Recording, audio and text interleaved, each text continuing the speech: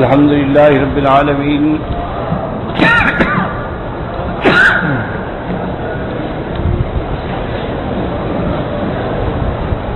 والصلاة والسلام على أشرف الأنبياء وسيد المرسلين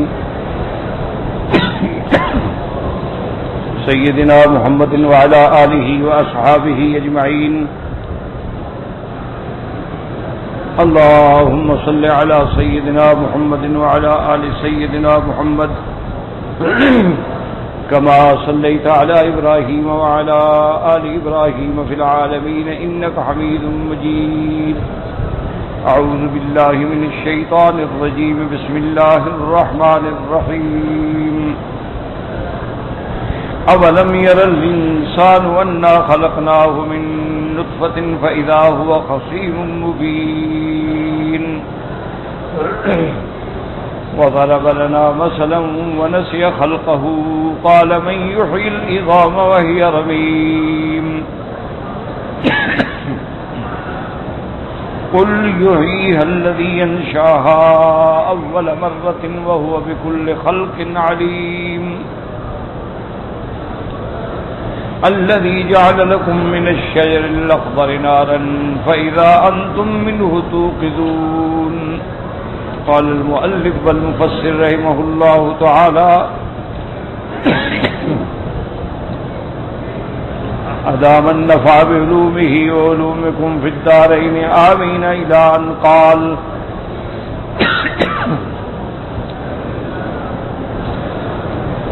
وروى من طريق الأوفي عن ابن عباس رضي الله عنهما قال جاء عبد الله بن أبي بأزم ففته وذكر نحو ما تقدم وهذا منكر. ایک روایت میں عبداللہ ابن ابی کے بارے میں آیا ہے لیکن یہ روایت صحیح نہیں ہے. لأن السورة مكية وعبد الله ابن ابی ابن سلول وكان بالمدینة، کیونکہ یہ سورت جو ہے مکیہ ہے جو قبل ہجرت نازل ہوئی.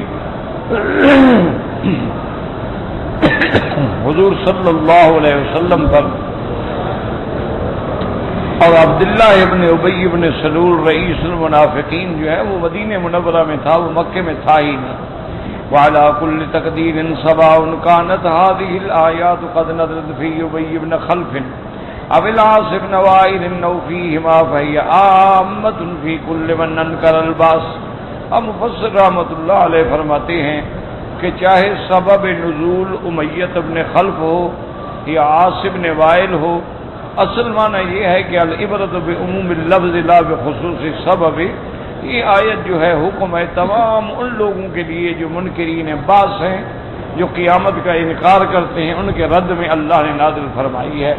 سبب نزول چاہے یہ ہو یا سبب نزول چاہے یہ.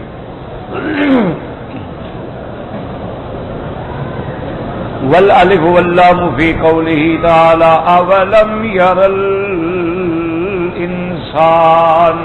الانسان کا الف لام جو ہے یہ جنس کے لیے ہے، یعنی کوئی بھی انسان ہو.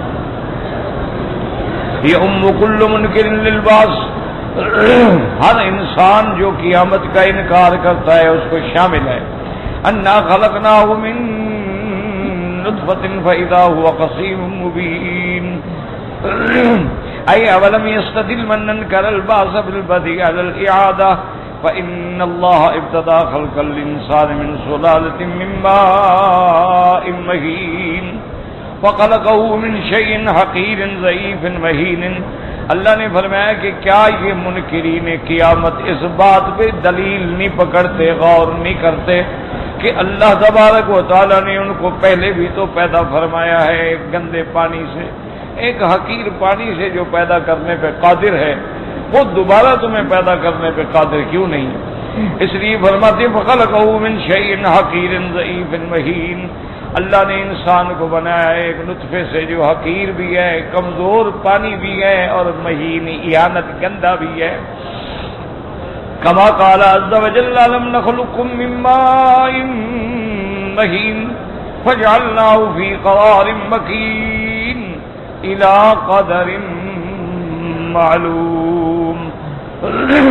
اللہ نے فرمایا کیا تم اس بات پہ غور نہیں کرتے ہو کہ ہم نے تم کو ایک ایسے پانی سے پیدا کیا جو حقیر پانی ہے، فجعلناه فی قرار مکین، پھر ہم نے تم کو ایک محفوظ مقام پہ رکھا ایک مدت تک کے لیے. جیسے کہ جب نطفہ قرار پکڑتا ہے تو تقریباً 9 مہینے تک ماں کے پیٹ میں رہتا ہے. کبھی زیادہ بھی ہوتا ہے، کبھی کم بھی ہوتا ہے. 6 مہینے کا بچہ بھی ہو سکتا ہے اور کبھی کبھی 3 سال تک بھی حمل ہو سکتا ہے. یاد رکھیں کہ کم سے کم مدت جو ہے وہ 6 مہینے ہے. 6 مہینے کے بعد بھی بچہ پیدا ہو سکتا ہے اور کبھی کبھی 2 سال بھی ہو جاتے ہیں، کبھی کبھی 3 سال بھی بچہ ماں کے پیٹ میں رہتا ہے. اسی لیے ایک واقعہ آیا تھا سیدنا عثمان رضی اللہ تعالی عنہ کے زمانے میں. ایک آدمی نے شادی کی اور شادی کرنے کے بعد تقریباً 6 مہینے کے اندر بچہ پیدا ہو گیا.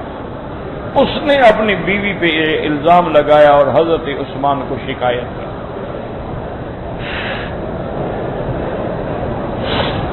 کہ حضرت میں نے شادی کی ہے اور 6 مہینے کے بعد بچہ کیسے پیدا ہو سکتا ہے؟ اس کا مطلب ہے کسی اور کا نطفہ ہے، پہلے سے اس کے پیٹ میں تھا.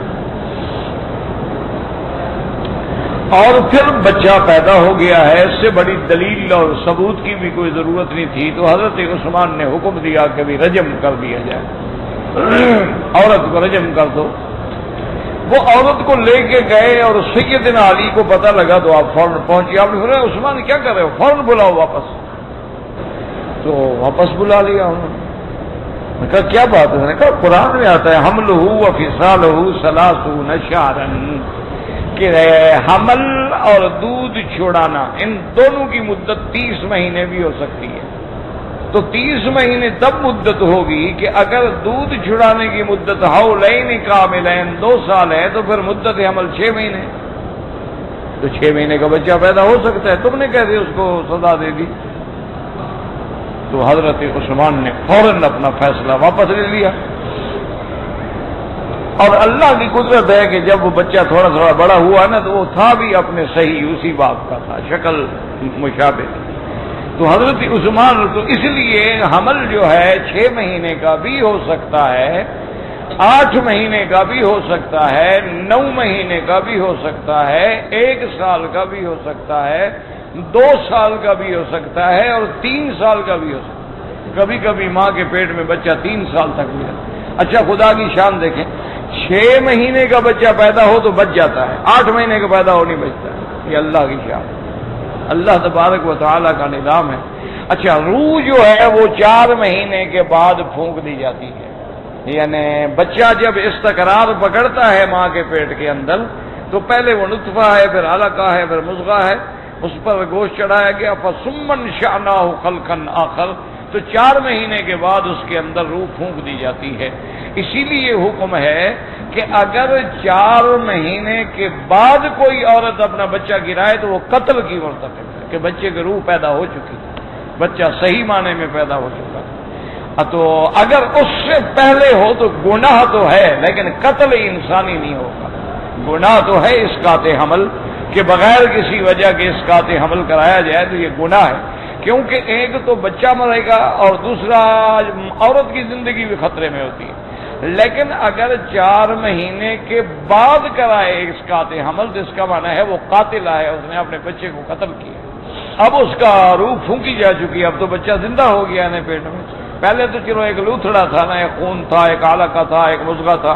اب تو اللہ نے روح بھی پھونک دی، اب تو کامل بچہ بن گیا. تو اس لیے اللہ فرماتے ہیں کہ کبھی تم نے اپنی پیدائش پہ بھی غور کیا ہے کہ ہم نے تمہیں کیسے پیدا کیا ہے اور تمہیں کیسے ہم نے رکھا ہے ماں کے پیٹ میں.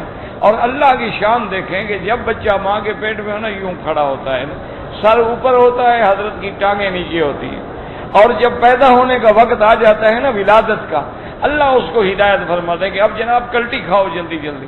تو بچہ فوراً کلٹی کھاتا ہے، کلٹی کھا کے تاکہ سر پہلے باہر نکلے اور ٹانگیں بعد میں باہر نکلے. کیونکہ اگر ٹانگیں پہلے نکلتی تو آپ تو اندر مر جاتے نا، آپ کو نکلتے نکلتے تو سانس بند ہو جاتی ہے، فی امان اللہ ہو جاتا ہے. یہ اللہ کا نظام ہے. اس لیے اللہ انا ہدیناہ السبیل، ہم نے اس کو راستہ بتلایا کہ کیسے نکلنا ہے. تو یہ ہدایت بھی اللہ تبارک و تعالیٰ اس کو دیتی ہے. اچھا اور خدا کی شان دیکھیں کہ جب تک بچہ ماں کے پیٹ میں ہے وہ ماں کے پھیپھڑوں سے ہوا لیتا ہے ہر چیز ماں کے اس سے عضو سے فائدہ اٹھا رہا ہے. جب پیدا ہو جاتا ہے تو بچہ اگر چیخ نہ مارے نا، مقصد ہے کہ پیدا ہونے کے بعد وہ چیخ نہ مارے تو خطرہ ہوتا ہے کہ پاگل ہو جائے گا بچہ. اگر دیر ہو جائے، آدھا گھنٹہ دیر ہو جائے تو پھر خطرہ ہوتا ہے کہ بڑے ہونے کے بعد پاگل ہو جائے گا. جب بچہ چیخ مارتا ہے تو اس کے پھیپھڑے کھل جاتے ہیں، اب وہ خود اپنا سانس لینا شروع کر دیتا ہے. یہ اللہ کا ایک نظام ہے. تو اللہ فرماتے ہیں کہ تم نے اس پہ کبھی غور نہیں کیا ہے کہ ہم نے تمہیں کیسے پیدا کیا، کیسے تمہاری ہم نے ماں کے پیٹ میں حفاظت کی، کیسے ہم نے تم کو 3 اندھیریوں میں رکھا ہے. پہلے تو علماء کہتے تھے نا کہ 3 اندھیریوں سے مراد ہے ظلمات ثلاث، مانا پیٹ کا اندھیرا، رحم کا اندھیرا اور بچہ دانی کا اندھیرا. لیکن اب یہ مسئلہ نہیں، اب اس سے تحقیق ہو گئی ہے کہ بچے کے اوپر 3 غلاف ہوتے ہیں، تو ان 3 اندھیروں کے اندر بچہ ہوتا ہے. فی ظلمات ثلاث. تو اس لیے اللہ فرماتی ہے کہ تم اپنی پیدائش پہ غور کرو. جو اللہ تمہیں پانی سے پیدا کرنے پہ قادر ہے، تمہیں مرنے کے بعد دوبارہ پیدا کرنے پہ بھی قادر ہے. الم نخلقکم من ماء مہین فجعلناہ فی قرار مکین الی قدر معلوم. ہم نے ایک وقت مقرر تک، اللہ کی شان ہے، اللہ نے کسی جگہ قرآن میں یہ نہیں فرمایا کہ کتنا مہینے، یہ نہیں فرمایا 9 مہینے 7 مہینے 6 مہینے، فرمایا الی قدر معلوم. ہمیں معلوم ہے کہ کب تک ہم نے اس کو ماں کے پیٹ کے اندر رکھنا ہے. ہاں دوسری جگہ فرما دیا حولین کاملین لمن اراد ان یتم الرضاعہ، کہ ایک بچے کے دودھ پینے کی مدت جو ہے وہ 2 سال ہے. اور تیسری جگہ فرما دیا حملہ وفصالہ 30 شہرا، کہ اس کی مدت حمل اور مدت رضاعت جو ہے مجموعی طور پہ زیادہ سے زیادہ 30 مہینے. تو بہرحال تمام ائمہ کا اتفاق ہے کہ بچے کی مدت رضاعت جو ہے وہ 2 سال ہوتی ہے. یہ اس میں کوئی جھگڑا نہیں. ہاں ایک قول میں امام ابو حنیفہ رحمۃ اللہ علیہ 2.5 سال بھی لیتے ہیں. تو بہرحال یہ ایک علمی تحقیق ہے، ورنہ جمہور کا مسلک بما امام ابو حنیفہ یہی ہے کہ حولین کاملین لمن اراد ان یتم الرضاعہ. اب یاد رکھیے 2 سال کا کیا معنی. اچھا ایک آدمی کو، ایک عورت کا حمل ٹھہرا 9 مہینے، 9 مہینے کے بعد 2 سال اس کی ہے مدت رضاعت، تو کتنے مہینے گئے؟ 24 اور 9 کتنے ہوتے ہیں؟ ہاں جی 24 اور 9 33 ہو گئے. 33 پھر کیسے ہوں گے؟ اس کا کیا جواب دیں گے؟ وہ تو 30 شہر ہے، 30 ہے تو 33 ہو گئے. اچھا ایک اگر عورت کا حمل ہوا 1 سال کے بعد بچہ پیدا ہوا، اب 2 سال مدت رضاعت ہے تو 3 سال میں کتنے 36 مہینے ہو گئے. تو اس لیے کسی امام پر بلا وجہ اعتراض نہ کیا کریں. علمی اختلاف ہوتا ہے نعوذ باللہ، ان کا نہ کوئی ذاتی جھگڑا ہوتا ہے، نہ اناد ہوتا ہے اور نہ بغض ہوتا ہے، بلکہ وہ تو اپنے آپ سے اتنی بڑی محبت کرتے ہیں، اتنا احترام کرتے ہیں. آج ہی میں پڑھ رہا تھا کہ امام شافعی رحمۃ اللہ علیہ نے، حالانکہ امام شافعی جو ہیں امام احمد ابن حنبل رحمۃ اللہ علیہ کے استاد ہیں. یاد رکھیں امام احمد ابن حنبل شاگرد ہیں امام شافعی کے، اور امام شافعی رحمۃ اللہ علیہ شاگرد ہیں محمد ابن ابی حسن الشیبانی کے، اور محمد ابن ابی حسن الشیبانی شاگرد ہے امام ابو حنیفہ کا رحمۃ اللہ علیہم اجمعین. اندازہ کریں کہ جس قمیض میں مسئلہ خلق قرآن پر امام احمد ابن حنبل رحمۃ اللہ علیہ کو کوڑے مارے گئے، اللہ کے دین کے لیے آزمائش ہوئی، اور اس سخت انداز میں کوڑے مارے گئے کہ ایک جلاد صرف 2 کوڑے مارتا تھا، پھر وہ ہٹ جاتا تھا، پھر دوسرا جلاد آتا تھا تاکہ طاقت میں فرق نہ آئے. اتنی زور سے مارے جاتے تھے. اور عجیب واقعہ پیش آیا کہ جب 5واں کوڑا تھا نا تو حضرت امام احمد ابن حنبل نے یوں آسمان کی طرف دیکھا، پھر نظریں جھکا لی، کوڑے لگتے رہے، بے ہوش ہو گئے. بعد میں شاگردوں نے پوچھا، انہوں نے کہا کہ حضرت آپ نے 5ویں کوڑے پر کیوں دیکھا تھا اوپر. تو امام احمد بن حنبل رحمۃ اللہ علیہ نے فرمایا کہ اس وقت اتفاق یہ ہے کہ جب مجھے 5واں کوڑا لگا تو میری شلوار کا ناڑا جو تھا وہ ٹوٹ گیا. تو اب صاف بات ہے کہ شلوار میری گر جاتی. تو میں نے اوپر دیکھا اور میں نے دعا مانگی کہ اللہم انی اسألک بنور عرشک الذی ملأ ارکان عرشک. یا اللہ میں تم سے سوال کرتا ہوں مجھے عریاں تو نہ کر, دنیا کے سامنے ننگا تو نہ کر مجھے. میں تیرے نبی کی حدیث کا ایک محدث امام ہوں. تو اللہ نے میری شلوار کو محفوظ رکھا اور مجھے ننگے ہونے سے بچا لیا. تو حضرت امام شافعی رحمۃ اللہ علیہ نے آدمی بھیجا کہ جس قمیض میں آپ کو کوڑے مارے گئے تھے مہربانی کر کے وہ قمیض مجھے دے دے. جو اللہ کے لیے مارے کھاتے ہیں نا ان کا بڑی شان ہوتی ہے. تمہیں ہمیں کیا پتا ہے, ہم تو حلوہ کھانے کے لیے پیدا ہوئے نا. 11ویں شریف, 12ویں شریف, 27ویں شریف, تیسرے دن کل شریف, 7 جمعرات شریف. اللہ نے ہمیں اس لیے پیدا کیا ہے نا. تو حضرت امام احمد بن حنبل نے وہ قمیض بھیج دیا اور امام شافعی نے وصیت کی کہ جب میری موت آئے مجھے اسی قمیض میں دفن دو, شاید اس کوڑے کی وجہ سے اللہ میری بھی بخشش کرتا. یہ مقام ہوتے ہیں مجاہدوں کے جو اللہ کے راستے میں مار کھاتے ہیں نا, ان کے مقام پھر اللہ ہی جانتا ہے کہ کتنے بلند ہوتے ہیں. تو اس لیے کسی امام پر اعتراض نہ کیا کریں. اگر کوئی بات سمجھ نہ آئے تو مانا یہ ہے ہمارے عقل کا قصور ہے. ہم کسی عالم سے رجوع کریں اور پوچھیں کہ حضرت یہ کیا مسئلہ ہے, ہمیں سمجھ نہیں آ رہا. ایک دفعہ میں نے خود پڑھی ہے کتاب, حضرت حاجی امداد اللہ مہاجر مکی رحمۃ اللہ علیہ کی تھی. وہ صوفی آدمی تھے, بزرگ تھے, اللہ ان کی قبروں پہ کروڑوں رحمتیں فرمائے.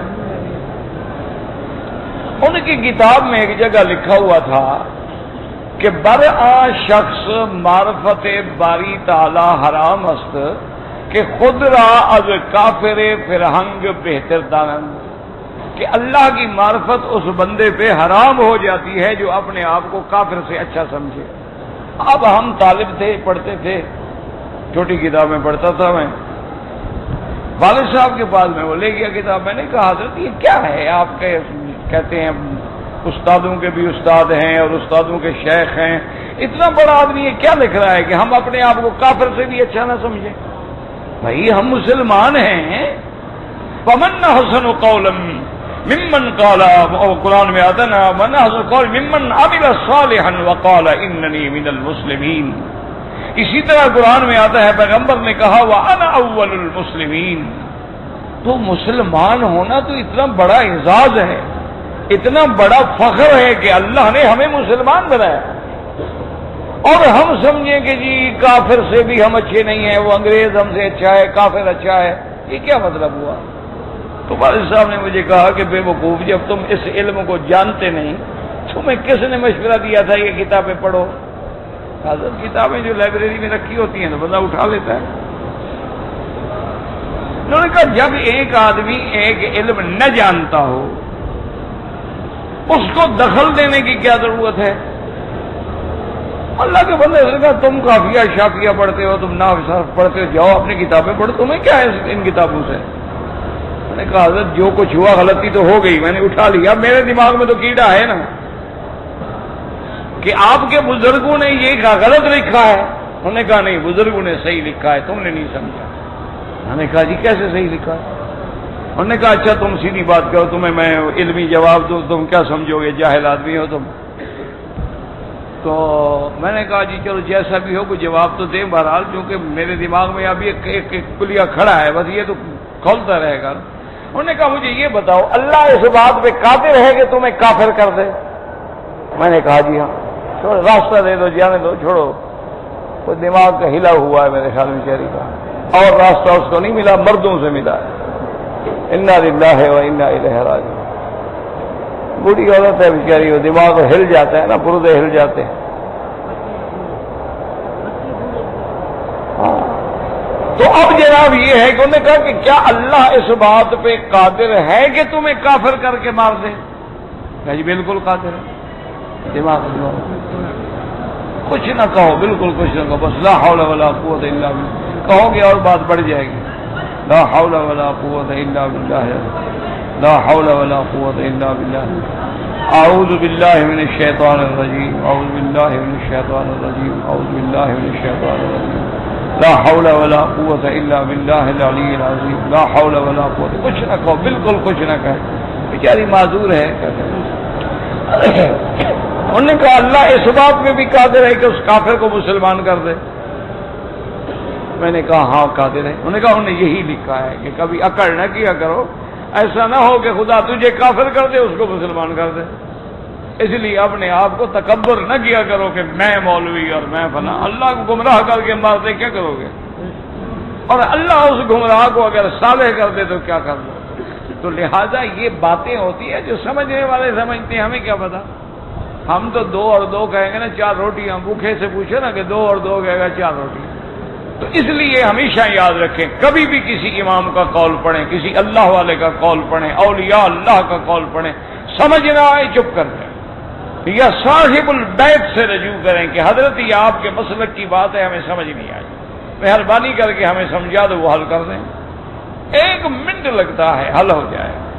اب دیکھو نا جی، اسلام نے دنیا میں نسب کو اور رنگ کی کوئی قیمت نہیں، نہ کالا ہو گورا ہو کچھ نہیں. لیکن قیامت میں آتا ہے کہ یوم تبیض وجوہ وتسود وجوہ، اللہ ایمان والوں کے چہروں کو روشن کر دیں گے اور کافروں اور گناہگاروں کے چہروں کو سیاہ کر دیں گے. تو اس کا مطلب ہے کہ سفیدی اور سیاہی کا چکر تو وہاں بھی ہوگا نا. اما الذین ابیضت وجوہہم ففی رحمت اللہ ہم فیہا خالدون. اللہ نے فرمایا اور جن کے چہروں کو اللہ سفید کر دیں گے وہ اللہ کی رحمت میں ہوں گے. تو اب اشکال پیدا ہوتا ہے کہ کافر کہتے ہیں وائٹ اینڈ بلیک میں بڑا فرق ہے. ان کی وائٹ کی آبادیاں الگ ہوتی ہیں، بلیک کی الگ ہوتی ہیں، کلرڈ کی الگ ہوتی ہیں. وہ کہتے ہیں تمہارا قرآن بھی تو فرق کر رہا ہے، سفید اور سیاہ الگ ہوں گے قیامت والے دن. اس لیے یاد رکھیں، اس لیے علماء نے فرمایا کہ پہلی بات تو یہ ہے کہ نبیضت وجوہہم سے مراد یہ نہیں ہے کہ تمہیں سفید کر دے گا. سفید ہونا تو کوئی بڑی کوئی قیمت نہیں ہوتی ہے. جیسے کہ حدیث میں آتا ہے میرے مدنی کا رنگ سفید تھا، کان ابیض مائلا الی الحمرۃ، آپ سفید تھے لیکن سرخی کی طرف مائل تھے، خالص سفید نہیں. خالص سفید ہونا تو کوئی حسن نہیں ہوتا. خالص سفید ہونا کوئی چیز یعنی اس طرح اگر ایک آدمی کا رنگ اس طرح سفید ہو تو کیا حسن ہوگا، جمال ہوگا. بانا یہ ہے کہ ان کے چہرے جو ہے وجوہ یومئذ مسفرۃ، اس دن چہرے ایسے ہوں گے جیسے سونے کا رنگ ہوتا ہے. ضاحکۃ مستبشرۃ، ہنس رہے ہوں گے، خوش ہو رہے ہوں گے. تو نبی عزت سے مراد سفیدی سیاہی نہیں بلکہ ان چہروں پر نیکی کی وجہ سے جو تر و تازگی ہوگی ان کے چہرے نبی عزت ہوں گے. اور کافروں کے چہرے ایسے ہوں گے جیسے اللہ فرماتی ہیں وجوہ یومئذ مسفرۃ ضاحکۃ مستبشرہ ووجوہ یومئذ علیہا غبرۃ ترہقہا قطرہ اولئک هم الکفرۃ الفجرہ. اور کافر جو ہیں ان کے چہروں پہ غبار ہوگا، ان کے چہروں پہ وہ غم کی سیاہی کے بادل چھائے ہوئے ہوں گے. جیسے آپ دنیا میں دیکھیں آدمی خوش ہو اس کا چہرہ کھل جاتا ہے اور آدمی غمگین ہو تو چہرہ بجھ جاتا ہے، یہ مراد ہے. ورنہ سفیدی سیاہی میں اللہ فرق نہیں کر رہے ہیں. اما الذین ابیضت وجوہہم ففی رحمت اللہ، بلکہ اللہ تبارک و تعالی نے حضرت لقمان حکیم بھی سیاہ رنگ تھے، حضرت بلال بھی سیاہ رنگ تھے، حضرت نافع مولا حضرت ابن عمر بھی سیاہ رنگ تھے، لیکن اللہ نے ان کو ایسی شان دی ہے کہ لاکھوں گورے ان کی جوتی پہ قربان ہو جائیں. اب آپ دیکھ رہے فتح مکہ کا دن ہے، سارے صحابہ موجود ہیں، 10,000 کا لشکر موجود ہے، ابو بکر عمر عثمان علی جیسے جمال والے لوگ موجود ہیں، کرشی موجود ہیں، ہاشمی موجود ہیں، بڑے بڑے قبائل کے صحابہ موجود ہیں. لیکن اللہ نے اس کالے شان والے کو رنگ دی. حضور نے فرمایا بلال کعبے کی چھت پہ چڑھ کے اذان دو، آج پتہ لگے مکے والوں کو کہ اللہ کا نام بلند ہو گیا. تو یہ شرف اللہ نے بلال کو بخشا. اس لیے ہمیشہ اگر کوئی بات آ جائے، اگر علم تصوف کی بات ہے تو تصوف والوں سے پوچھیں، نحو کی بات ہے تو نحو والوں سے پوچھیں، فقہ کی بات ہے تو فقہ والوں سے پوچھیں، حدیث کی بات ہے تو حدیث والوں سے پوچھیں، قرآن کی بات ہے تو قرآن والوں سے پوچھیں. اپنے عقل نہ لڑائیں اور جہاں سمجھ نہ آئے کسی اللہ والے کو برا نہ کہیں. یہ کہتے بھی مجھے سمجھ نہیں آئی، کسی اور عالم سے پوچھ لو، اللہ کو پتا ہے ان کا کیا مقصد تھا لکھنے کا، خدا جانے. اس لیے اللہ مفسر رحمۃ اللہ علیہ فرماتے ہیں کہ یہاں کوئی پابندی نہیں، کوئی بھی منکر ہو سب کے لیے یہ آیت ہے. انا خلقنا الانسان من نطفة امشاج ای من نطفة من اخلاط متفرقة فالذي خلقه من هذه النطفة الضعيفة أليس بقادر على إعادته بعد موته. اللہ فرماتے ہیں انا خلقنا الانسان من نطفة امشاج، امشاج مانا اختلاط، اس نطفے کے اندر کتنی چیزوں کا اختلاط ہے. کیا مانا اللہ نے ہر انسان میں 4 عناصر رکھے ہیں، اس میں ہوا کا مادہ بھی ہے، مٹی کا مادہ بھی ہے، اس کے اندر آگ کا مادہ بھی ہے، ہوا کا مادہ بھی ہے. اور بعض علماء نے فرمایا اخلاط کا مانا کہ جب میاں بیوی کا نطفہ مل جاتا ہے تو اخلاط ہو جاتا ہے. اس لیے قرآن کہتا ہے فَلْيَنْظُرِ الْإِنسَانُ مِمَّا خُلِقَ مِن مَّاءٍ دَافِقٍ يَخْرُجُ مِن بَيْنِ الصُّلْبِ وَالتَّرَائِبِ. اللہ فرماتے ہیں انسان ذرا غور کر کے تمہیں ہم نے کس چیز سے پیدا کیا ہے. ہم نے تمہیں اس پانی سے پیدا کیا ہے جو پشت اور سینے کے درمیان سے گرتا ہے، اور وہ پانی جو ٹپک کے نکلنے والا ہے تمہیں اس مادے سے ہم نے پیدا کیا ہے. اور کہیں فرماتے ہیں امشاجن اختلاط. کیا مانا کہ آدمی کتنی غذائیں کھاتا ہے، روٹی کھاتا ہے، گوشت کھاتا ہے، پھل کھاتا ہے، فروٹ کھاتا ہے، ان سب سے خون بنتا ہے، پھر خون سے نطفہ بنتا ہے، پھر اس نطفے سے ہم انسان پیدا کرتے ہیں. اس لیے تو اگر ہم اس بات کے پیدا کرنے پہ قادر ہیں تو کیا تمہیں دوبارہ پیدا کرنے پہ قادر نہیں ہے؟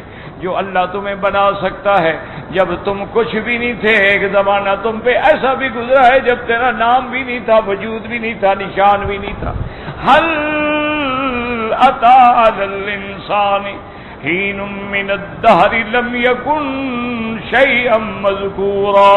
اللہ فرماتے ہیں میرے بندے تم پہ ایک دور ایسا بھی گزرا تیرا وجود بھی نہیں تھا، تو کچھ بھی نہیں تھا. پھر میں نے آدم کو پیدا کیا، آدم سے حوا کو پیدا کیا، پھر میں نے تیری نسل چلا دی. تو میں قادر ہوں، میں چاہوں تو آگ سے بندے پیدا کر دوں، میں چاہوں تو نور سے فرشتے پیدا کر دوں، آگ سے جن پیدا کر دوں، مٹی سے آدم پیدا کر دوں، اور آگے پھر توالد و تناسل کے ذریعے میں پیدا کر دوں. اللہ کی حکمتیں ہیں، اللہ تبارک و تعالیٰ کی شان ہے. تو جو اس پہ قادر ہے ہمیں موت کے بعد قبروں سے دوبارہ زندہ کرنے پہ بھی قادر ہے. كما قال الامام احمد في مسند حدثنا ابو المغيرة قال حدثنا حريث قال حدثني عبد الرحمن بن ميسرة عن جبير بن نفير عن بشر بن جحاش قال ان رسول الله صلى الله عليه وسلم بصق يوما في كفه فوضع لي اصبعه ثم قال رسول الله قال الله تعالى ابن آدم أنا تعجزني وقد خلقتك من مثل هذه حتى إذا صبيتك وأدلتك مشيت بين برديك وللأرض منك وثيد فجمعت ومنعت حتى إذا بلغت التراكي فتصدق وأنا أوان الصدقة أنا أوان الصدقة. اب جناب فرماتی ہیں حدیث میں آتا ہے کہ میرے آقا نے رحمت دو عالم نے بسکا یومن فی کفہ، اپنی تھوک مبارک جو ہے ہاتھ کی ہتھیلی میں ڈالی بات سمجھانے کے لیے. یہ رحمت دو عالم کی شان ہے کہ صحابہ کو بات سمجھ آ جائے. حضور نے فرمایا پھر آپ نے اپنی انگلی رکھی اور فرمایا یاد رکھو اللہ فرماتا ہے کہ ابن آدم، اے آدم کے بیٹے، کیا تو مجھ سے بھاگ جائے گا، میرے عذاب سے نکل جائے گا، میرے ملک سے نکل جائے گا، تو مجھے عاجز کر دے گا؟ میں نے تو تمہیں ایسی چیز سے پیدا کیا، یہ تیری قیمت ہے؟ تمہاری حیثیت کیا ہے؟ اس لیے حضرت علی، سیدنا علی رضی اللہ تعالی عنہ فرماتے تھے عجبا لابن آدم، حضرت علی فرماتے تھے مجھے تعجب ہوتا ہے جب میں دیکھتا ہوں کہ بندے اکڑتے ہیں، تکبر کرتے ہیں کہ میں خان، میں سردار، میں وڈیرا، میں فلان، میں بلوچ، میں افغان، میں پشتون، میں سید، میں پیر، میں مولوی۔ فرماتے ہیں جب اکڑتے ہیں تو مجھے حیرت ہوتی ہے کہ جو بندہ پیشاب کی جگہ سے 2 دفعہ نکلا ہو اس کو اکڑتے ہوئے شرم بھی نہیں آتی۔ فرمایا کہ کیسے تم بندے ہو، اکڑ کس بات پہ اکڑ رہے ہو؟ جب تم پیدا ہوئے تو نطفہ تمہارا پیشاب کی جگہ سے نکلا، اور جب حضرت ماں کے پیٹ سے نکلو گے تو پیشاب کی جگہ سے نکلو گے، یہ تو تیری قیمت ہے۔ فرمایا اکڑتے کس بات پہ ہو، تکبر کس بات کا کرتے ہو؟ کبھی فرعون بن جاتے ہو، کبھی شداد بن جاتے ہو، کبھی نمرود بن جاتے ہو، کبھی اللہ والوں کے قاتل بن جاتے ہو، کبھی دین مٹانے والے بن جاتے ہو، کبھی اسلام مٹانے والے بن جاتے ہو۔ اپنی اصلیت پہ تو غور کرو تم کیا ہو۔ اور پھر دیکھو اللہ نے تمہیں کسی موتی سے نہیں بنایا، کسی جواہر سے نہیں بنایا، یاقوت ڈائمنڈ سے نہیں بنایا، اللہ نے تمہیں گندے پانی سے بنایا ہے جو کپڑے کو لگ جائے تو بندے کو نیند نہیں آتی جب تک نہ دھوئے۔ تمہاری حیثیت کیا ہے، تم خدا کے سامنے اکڑ رہے ہو۔ حضرت علی رضی اللہ تعالی عنہ نے بڑی حکمت فرمایا تمہارا سب سے بہتر غذا کیا ہے؟ انسان کی بہتر اعلیٰ سے اعلیٰ غذا کیا ہے؟ شہد۔ اور شہد فرمایا کیا ہوتی ہے؟ مکھیوں کا فضلہ ہے۔ شہد کی مکھی جو گند نکالتی ہے وہ تیری شہد ہے۔ فرمایا تمہارا اعلیٰ سے اعلیٰ لباس کیا ہے؟ ریشم۔ اور ریشم کیا ہوتا ہے؟ کیڑے سے جو گند نکلتا ہے، فضلہ وہ ریشم ہے۔ فرمایا یہ تیرا لباس ہے اور یہ تیرے کھانے کی چیز ہے۔ اور فرمایا پھر اللہ نے تیرے اوپر ایک ایسا عذاب رکھا ہے کہ 24 گھنٹے میں ایک نہ ایک دفعہ تو اپنے پیشاب اور بول و براز میں جا کے خود بیٹھتا ہے اور اپنے ہاتھوں سے گندگی صاف کرتا ہے، پھر بھی تک اکڑتے ہو کہ میں بادشاہ اور میں جناب وزیر ہوں اور میرے آگے پیچھے جناب دیکھیں کیسے اسکواڈ چل رہے ہیں اور میں جس کو چاہوں کچل دوں۔ میں کبھی سوچا بھی تو کرو تم ہو کون، تمہاری حیثیت کیا ہے؟ اللہ نے تو تمہیں ایسا سبق پڑھایا کہ 24 گھنٹے میں لازماً اپنے پیشاب پہ بیٹھو۔ اور پھر اللہ نے ایسا نظام بنا دیا ہے، اگر اس لیے ایک دفعہ بادشاہ شاید ہارون الرشید تھا یا مستنصر تھا، شکار کھیلتے کھیلتے کھیلتے گھوڑے بھاگتے گئے ہرن کے پیچھے، جنگل میں چلے گئے، اتنا دور نکل گئے کہ ساتھیوں سے بھی بچھڑ گئے، قافلے سے بھی بچھڑ گئے۔ ایک سے ساتھی ساتھ تھا اور ایک بادشاہ تھا، اور ایسی جگہ آ گئے کہ نہ پانی ہے اور گرمی ہے اور پیاس ہے اور تنگ ہے، بڑی تکلیف ہے، بادشاہ پریشان ہو۔ بہرحال آگے ڈھونڈتے ڈھونڈتے آئے، دیکھا ہے خیمہ ہے کسی بدو کا، وہاں وہ وزیر بھاگا گیا، پانی لے کے ایک عورت آئی، اس گلاس پانی کا پیش کیا، بادشاہ جلدی لینے لگا، وزیر نے کہا ٹھہریں حضرت، جلدی نہ کریں، ایک تو جلدی پانی پینے سے بندہ مر جاتا ہے، پیاس زیادہ ہو نا اور پانی پی لے تو فوراً مر جاتا ہے، تھوڑا تھوڑا پینا چاہیے۔ دوسرا پڑوس نے کہا، وزیر نے کہا بادشاہ سلامت آپ سے ایک بات پوچھتا ہوں، ناراض تو نہیں ہوں گے؟ آج اگر اس ایک گلاس کی قیمت کوئی آپ سے مانگے کہ کتنا پیسے دیں گے آپ؟ انہوں نے کہا یار میں تو آدھی ملک بھی لکھ کے دینے کے لیے تیار ہوں، بچوں گا تو ملک پہ بیٹھوں گا نا۔ اور نے کہا ٹھیک ہے جی اب آپ پئیں، تھوڑا تھوڑا پانی پی لیا۔ انہوں نے کہا اگر اللہ آج یہ پانی آپ کا بند کر دے اور پیشاب نہ نکلے تو پھر کتنے پیسے دیں گے؟ انہوں نے کہا پھر آدھا ملک دے دوں گا۔ انہوں نے کہا پھر سمجھ رہے تمہارے ملک کی قیمت کیا ہے؟ یہ ایک گلاس پانی کا، اصل ملک تو اس کا ہے جو مالک الملک ہے۔ انہوں نے کہا بس اسی سے اندازہ لگا لیں کہ اگر پانی نہ ملے تو بندہ مر جائے اور پانی نہ نکلے تو بندہ مر جائے۔ اچھا یہ سانس نہ آئے تو بندہ مر جائے، ہوا نہ نکلے تو بندہ مر جائے، یہ تو تمہاری قیمت ہے، تو اکڑتے کس بات پہ ہو بھائی؟ تو اس لیے اللہ فرماتے ہیں کہ غور کرو ہم نے تمہیں کس چیز سے پیدا. اب میرے مدنی سرکار نے اپنی اور فرمایا کہ اللہ فرماتے ہیں کہ ابن آدم متى اذا صبيتك وعدلتك، اب میں نے تمہیں انسان بنایا، بندہ بنایا، پیدا کیا، اب تو لباس پہن کے زمین پہ چل رہا ہے، اور اس کے بعد تم نے پیسہ جمع کیا، اکٹھا کیا، یہ لاؤ یہ لاؤ یہ لاؤ، لاکھ ہو گیا، کروڑ ہو گیا، 2 کروڑ ہو گیا، 4 کروڑ ہو گیا، حتی اذا بلغت التراقیہ، اور جب تیری روح جو ہے وہ گردن میں آ کے اٹک گئی نکلنے کے لیے، اب کہتا ہے میں خیرات کرتا ہوں، مسجد بنا دینا. اللہ فرماتے اب خیرات کا وقت ہے تمہارے پاس. خیرات تب کرو جب تم تندرست ہو، ٹھیک ٹھاک ہو اور تمہیں ضرورت ہے، اب خیرات کرو. اللہ کے مرنے کے وقت تو ہر کوئی کہتا ہے یار لوگ کھا جائیں گے، اچھا خیرات کر دو. اس خیرات کا دھیلے کا فائدہ بھی نہیں ہوتا. فرمایا حتی اذا بلغت التراقیہ قلت اتصدق، اب تم کہتی ہو کہ میں صدقہ کرتا ہوں. وَأَنَّا أَوَانُ الصَّدَاقَةِ، اب کہاں وہ وقت رہا، وہ وقت نکل گیا.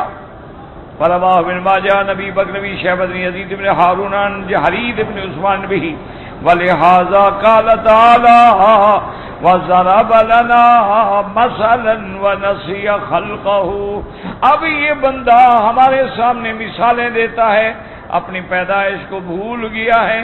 قال من يحيي العظام وهي رميم اي استواريات الله ذو القدرة العظيمة التي خلق السماوات والارض العظام الرميمة ونفس نفسه. اللہ فرماتے ہیں اب سمجھتا ہے بڑی مشکل بات ہے، کون دوبارہ پیدا کرے گا.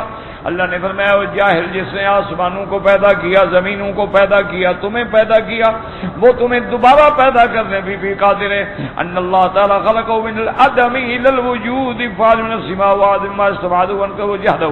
ولهذا قال تعالی قل يحييها الذي، وہ ذات تمہیں دوبارہ زندہ کرے گی، الذي انشاها اول مرہ، جس نے تمہیں پہلے پیدا کیا ہے.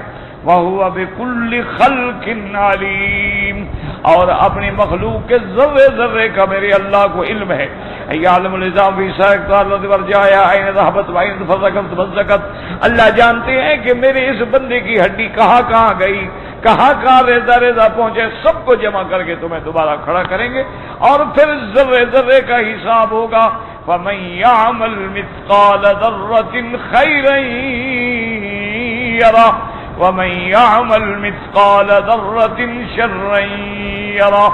ذرے کے برابر تیری نیکی ہے تو اللہ ضائع نہیں کریں گے، اور ذرے کے برابر تیری برائی ہے تو سب کچھ تیرے سامنے آ جائے گا، پھر حساب ہوگا. دعا کریں اللہ ہمیں تو بغیر حساب کے معاف فرما دے. ہم تو نہ حساب دینے کے قابل ہیں، نہ عمل ہیں جو پیش کریں گے. ایک حاجی نے مجھے 500 ریال دیا ہے کہ غریبوں اور مسکینوں کو تقسیم کر دو. اگر میں یہ پاکستان میں غریبوں کو تقسیم کروں، دیکھو نا اس نے کس لیے دیا، یہ دینے والے کی نیت پہ ہے. اس نے پابندی نہیں لگائی، اس نے کہا کہ یہ غریبوں کو مسکینوں کو دو، پھر تو جہاں چاہو دو. اگر اس کا مقصد ہے کہ اللہ کے حرم کے غریبی مسکینوں کو ملے تو پھر لازم یہاں خرچ کرنا ہوگا.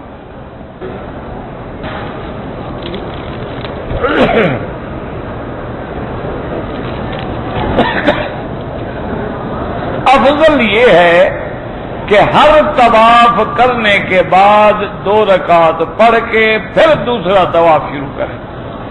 لیکن اگر کوئی 1 2 3 4 طواف کٹھے کر لے اور بعد میں 2 رکعت پڑھ لے تو وہ بھی جائز ہے. افضل یہ ہے کہ ہر طواف کے بعد 2 رکعت پڑھو.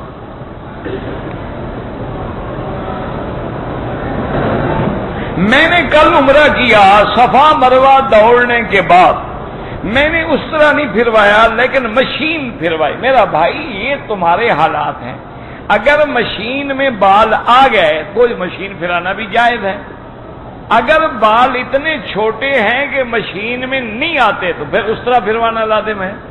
یہ تو تمہارے حالات پہ ہے، تمہیں پتا ہے تمہارے بالوں کا کیا حال تھا. میں والدہ کے لیے عمرہ کر سکتا ہوں، بالکل کر سکتے ہیں اور ضرور کریں.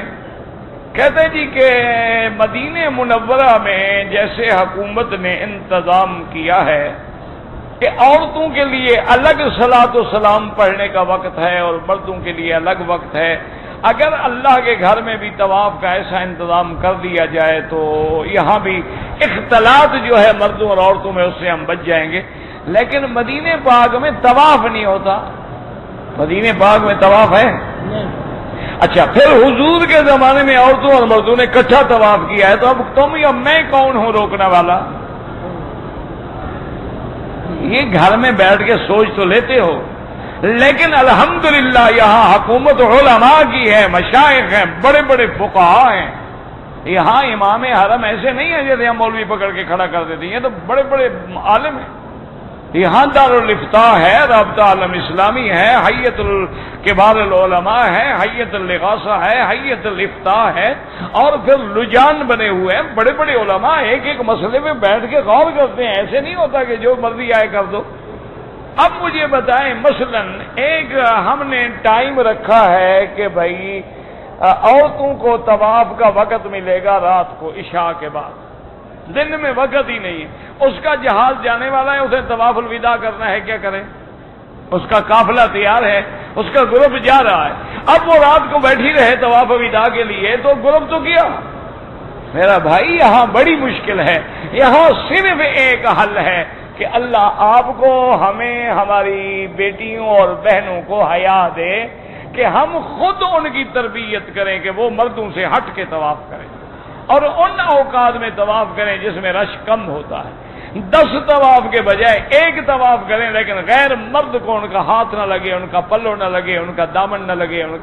اشارے کے بوسے کے بجائے دور سے اشارہ کریں، اللہ ان کو بوسے سے بھی زیادہ اجر دیں گے. اگر کوئی آدمی طواف صفا مروہ دوڑنے کے بعد اپنے سر پہ مشین لے کے خود پھیر دے، حلق کر لے، بالکل جائز ہے، کوئی منع نہیں. کہتے جی کہ یہاں پر لوگ جو ہیں وہ پاؤں کعبے کی طرف کر کے بیٹھ جاتے ہیں. میرا بھائی ہر ملک کا رواج ہے، ان کے نزدیک یہ بات بے ادبی میں شامل ہی نہیں ہے. ورنہ یہ تھوڑا ہے کہ وہ بے ادب ہے. جن ملکوں میں پاؤں کرنا، تمہارے ملک میں تو ماشاءاللہ پاؤں کرنا بڑی بے ادبی ہوتی ہے نا. وہ مسل مشہور ہے نا کہ ایک آدمی کسی کے گھر گیا، چارپائی بٹھائی، اس نے کہا پاگل ادھر کعبہ شریف ہے. مہمان نے جلدی جلدی بیچارے نے چارپائی بدلی، اس نے کہا یار تم تو کوئی احمق ہو، ادھر مدینہ شریف ہے. اس نے پھر چارپائی بدلی، اس نے کہا یار پاگل ہو، ادھر غوث پاک کا روضہ شریف ہے. اس بیچارے نے پھر انہوں نے کہا ادھر داتا شریف. انہوں نے کہا تو سیدھی بات کرو کہ نکل جاؤ، رہنے نہیں دیتے، اور کیا بات ہے. اب میں کیا کروں، آخر لٹک کے تو میں نہیں سو سکتا نا. اس لیے جن ملکوں میں یہ بات بے ادبی میں شامل ہے وہ پاؤں نہ کریں، اور جن لوگوں کے ہاں یہ چیز بے ادبی میں شامل ہی نہیں. اچھا اسی طرح حکم ہے کہ جب میت کو لاؤ گے تو اس کے پاؤں کعبے کی طرف ہوں گے. مسئلہ سمجھا کرو. مثلا دیکھو نا جی، اب یہ میت ہے، اگر اس کا سر ہم کعبے کی طرف کر دیں اور اللہ اس کو کھڑا کرے تو کعبے کی طرف پشت ہوگی اب چہرہ ہوگا. اور اگر پاؤں کعبے کی طرف ہوں، اس کو کھڑا کریں تو اب چہرہ کعبے کی طرف ہوگا کہ نہیں ہوگا. اعتراض کرنا بڑا آسان ہوتا ہے. اسی لیے ہے نا پہلے مسئلہ پوچھا کرو. یہاں تو حنفی ہیں، مالکی ہیں، حنبلی ہیں، اہل حدیث ہیں، تمام دنیا کے علماء ہیں، تمام دنیا کے مسالک ہیں. بعض ائمہ کے نزدیک پاؤں کرنا بدعت نہیں ہے، نہ گناہ ہے. رزق اور تقدیر کے بارے میں اللہ نے رزق جس کو چاہتے ہیں، اللہ یبسط الرزق لمن یشاء ویقدر، کھلا ہے، جس کو چاہے بڑھا دیں، جس کا چاہے کم کر دیں. تقدیر کا معنی یہ ہے کہ جو اللہ نے فیصلہ کیا وہ ٹل نہیں سکتا. کیا معنی؟ اللہ نے لکھا عمر 100 سال، آپ 101 منٹ بھی نہیں کر سکتے. جماعت اسلامی اور تفہیم القرآن آپ خود پڑھ لیں، جماعت اسلامی کو مل لیں، جا کے پتہ کر لیں. یہ سارے کام میرے ذمہ تو نہیں ہے نا کہ میں ان جماعتوں پہ اعتراض کرتا رہوں. میں ان جماعت میں کبھی ایک دن نہیں گیا، میں کبھی ان سے ملا نہیں، میری ان سے ملاقات نہیں، تو بلا وجہ بیٹھ کے آدمی اعتراض کرے. باقی تفہیم القرآن جو تفسیر ہے اس کے اندر بعض مسائل میں ان سے غلطیاں ہوئی ہیں، اللہ معاف کر دے. ہر عالم سے غلطی ہوتی ہے، وہ اکیلی ان سے ہوئی، اور کس عالم سے غلطی نہیں ہوئی. جو آدمی دریا میں آئے گا تو ڈوبے گا نا، جو کنارے پہ کھڑا ہے اس نے کیا ڈوبنا ہے. اب فوت ہو گئے، اللہ مغفرت فرمائے، اللہ معاف کر دے. میرے بڑے بھائی جو ہیں وہ غریب ہے، میں زکوٰۃ کے پیسے اپنے بھائی کی بیٹی کی شادی کے لیے دے سکتا ہوں؟ بالکل دے سکتے ہیں۔ زکوٰۃ بھائی کو، بہن کو، بھانجی کو، بیٹی کو، صرف ماں باپ اور بیٹا بیٹی کو نہیں دے سکتے، یعنی ماں باپ، دادا دادی، نانا نانی، بیٹا بیٹی پوتی، ان کو نہیں دے سکتے۔ کیوں؟ ان کا خرچ تو تمہاری ذمہ داری ہے، ان کو زکوٰۃ کیوں دو؟ باقی رشتہ داروں کو دے سکتے ہیں۔ اور بڑی اچھی بات ہے کہ آپ اپنے بھائی کی مدد کریں اور اپنی بھتیجی کی مدد کریں۔ میں نے مدینہ منورہ سے عمرہ کیا ہے، سر مڈایا نہیں ہے، بال کٹوائے ہیں۔ اگر بال تھے، تم 5 دن مدینے میں لگا کے آئے، پہلے اس طرح پھروا کے گئے، جب واپس آئے کتنے بال تھے جو تم نے کٹوائے؟ مجھے سمجھاؤ، 5 دن میں کتنے بال نکل آئے تھے؟ صاف بات ہے کہ اس طرح بھی پھرواؤ اور ایک بکری دم بھی ادا کرو۔ اگر ہم کسی ذاتی کام سے جدہ جائیں اور واپسی پہ احرام نہ باندھیں، کوئی حرج نہیں۔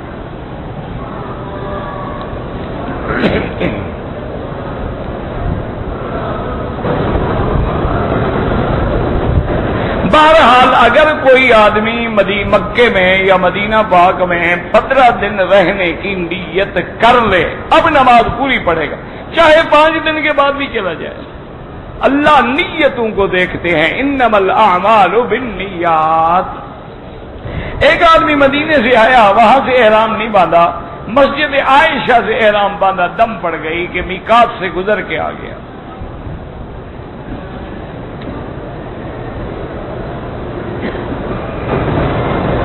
ہم دلی سے عمرہ کرنے کے لیے آئے ہیں، چھوٹا بچہ چونکہ ساتھ تھا، لہذا ہم نے بھی نیت نہیں کی، احرام بھی نہیں باندھا، ایک رات مکے میں رہے، پھر مسجد عائشہ سے عمرہ۔ نہ چھوٹے بچے نے آپ کو پکڑا ہوا تھا، نہ آپ عمرہ کرنے کے لیے آ رہے تھے، احرام تو آپ نے باندھا نہیں، تو کیا کیا ہے آپ نے؟ اچھا، مسجد عائشہ سے احرام باندھ کے عمرہ کیسے کر لیا؟ اب بچہ کہاں تھا؟ آپ عمرے کے نہیں کیا، میقات سے گزر کے آئے، جو بڑے ہیں فی آدمی ایک بکری دم بھی ادا کریں، اور بڑے عمرے سے بھی محروم ہو گئے۔ اصل عمرہ تو تمہارا وہی تھا جو تم دہلی ایئرپورٹ سے احرام باندھ کے کرتے، اصل عمرہ تو تم نے ضائع کر دیا، بچہ ساتھ تھا جی۔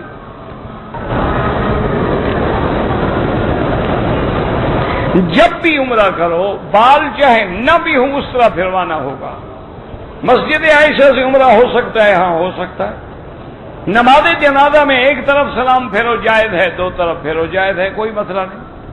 میں 5-10 منٹ کسی عالم دین سے ملاقات کرنا چاہتا ہوں، پہلے تو تم فیصلہ کرو تمہارے نزدیک عالم دین ہے کون، پھر اس عالم دین سے 5-10 منٹ کا ٹائم لو، پھر ملاقات فرماؤ۔ غسل کرنے کے بعد وضو کرنا ضروری ہے۔ اگر غسل سے پہلے تم نے نیت کر لی اور وضو کے لیے تم نے ہاتھ دھوئے، منہ میں پانی دیا، ناک میں پانی دیا، پھر غسل کیا، دوبارہ وضو کی کوئی ضرورت نہیں۔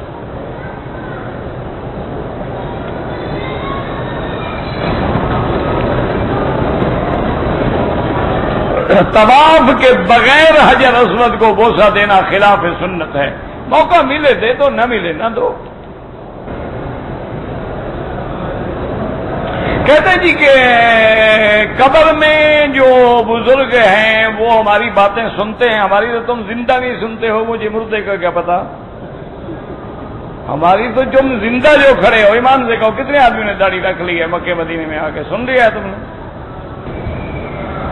باقی اللہ کی مرضی ہے، اللہ چاہیں تو مردوں کو سنوا دیں، چاہیں تو نہ سنوائیں، ان کی مرضی ہے۔ آخر کوئی بات تو ہے کہ اللہ نے کہ نبی نے ہمیں حکم دیا کہ گزرو تو سلام کرو، السلام علیکم یا دار قوم مؤمنین، کہ یہ تو کبھی نہیں کہا کہ دیواروں سے گزرو تو سلام کہو۔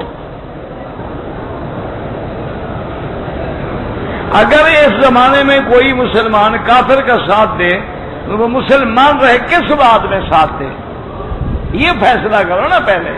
ایک ہے معاملات میں، تجارت میں، کاروبار میں تو ساری دنیا کافروں کے ساتھ تجارت کرتی ہے، ایک ایک کافروں کے ساتھ مل کے مسلمان کو اور اسلام کو تباہ کرو تو پھر کافر ہے۔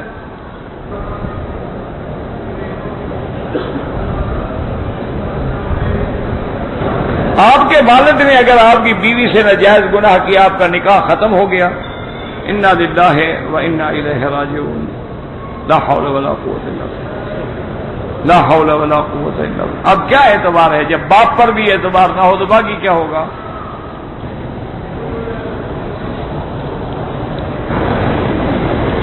انا للہ و انا حضرت عمرہ زیادہ کرے یا طواف؟ مکے میں رہتے ہوئے طواف زیادہ کرو۔ کیا مانا؟ یعنی عمرے میں تمہارے 3 گھنٹے لگتے ہیں، 3 گھنٹے طواف کرتے رہو تو یہ زیادہ ثواب ہے۔ حضرت بی بی فاطمہ کا جہیز جو ہے وہ کتنا تھا؟ یہ 25 روپے جو تم نے بنائے ہوئے ہیں بالکل جھوٹ ہے۔ وہ تو تقریباً کوئی 43 یا 44 تولے چاندی کی قیمت بنتی ہے۔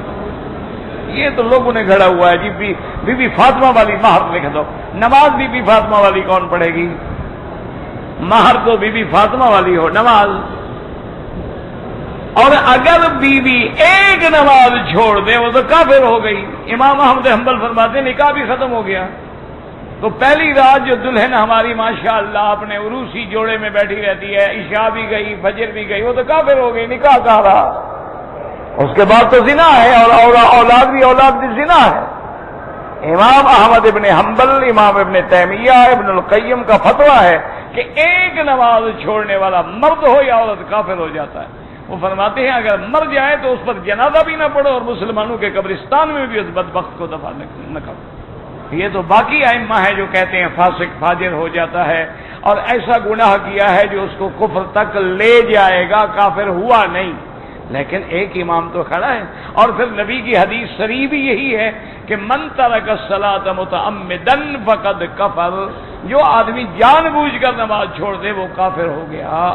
حضور نے فرمایا کہ الصلاۃ صلۃ بین العبد و بین الرب، نماز بندے کو رب سے جوڑنے والی ہے، نماز نہیں تو بندہ رب سے کٹ گیا، جب کٹ گیا تو بچا کیا باقی؟ اللہم صلی اللہ، دعا کریں اللہ ہمارے گھر والوں کو، اولادوں کو، بیٹوں کو، بچوں کو، سب کو نمازی بنا دے۔ دل سے دعا کرو یا اللہ ہر مسلمان کے گھر میں نماز کا شوق پیدا فرما دے، نماز کا ذوق پیدا فرما دے۔ یا اللہ ہمارے گھروں کو اپنے ذکر سے آباد فرما دے، یا اللہ نماز سے آباد فرما دے، یا اللہ قرآن اور سنت کی محبت سے آباد فرما دے، حضور پاک کی محبت سے آباد فرما دے۔ یا اللہ اس عاجزگی بھی اور ہر بیمار کی بیماری دور فرما دے۔ یا اللہ ہمیں تو سمجھ بھی نہیں آتی کیا بیماریاں ہیں، کیا تکلیفیں ہیں، پر شفا دینے والی تیری ذات ہے۔ یا اللہ تیرے سوا کوئی شفا نہیں دے سکتا ہے۔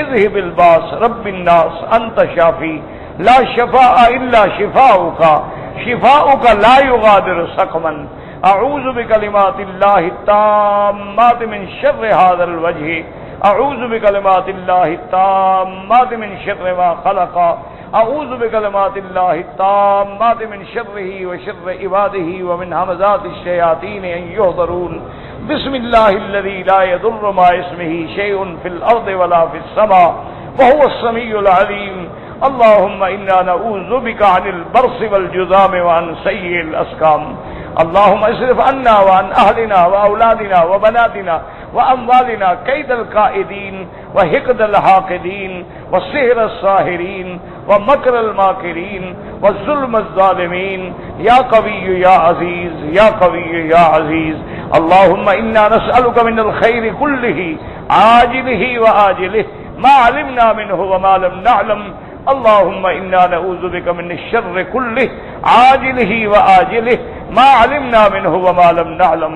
یا اللہ عالم اسلام کی عزت کا فیصلہ فرما، یا اللہ حضور پاک کی امت پہ رحم فرما، یا اللہ حضور پاک کی امت پہ رحم فرما، یا الہ العالمین کفر کی ذلت کا فیصلہ فرما، یا اللہ مسلمانوں کے جتنے مساجد ہیں، مدارس ہیں، معاہد ہیں، معابد ہیں، دین کے کام کرنے والے ہیں، دین کی جماعتیں ہیں، دین کی تبلیغ کرنے، سب کی قدم قدم پہ حفاظت فرما، یا الہ العالمین اسلام کے مٹانے والوں کو مٹا دے، یا اللہ میرے مدنی کے گستاخوں کو مٹا دے، یا اللہ قرآن و حدیث کے جلانے والوں کو مٹا دے، یا ارحم الراحمین یا اکرم الاکرمین، یا اللہ ہمیں مانگنا نہیں آتا بغیر مانگے رحم فرما، یا اللہ تمام اسلامی ملکوں پہ رحم فرما، یا اللہ بلاد اسلامیہ کی حفاظت فرما، یا اللہ اس بلد الامین کو قیامت تک ہر فتنے سے محفوظ فرما۔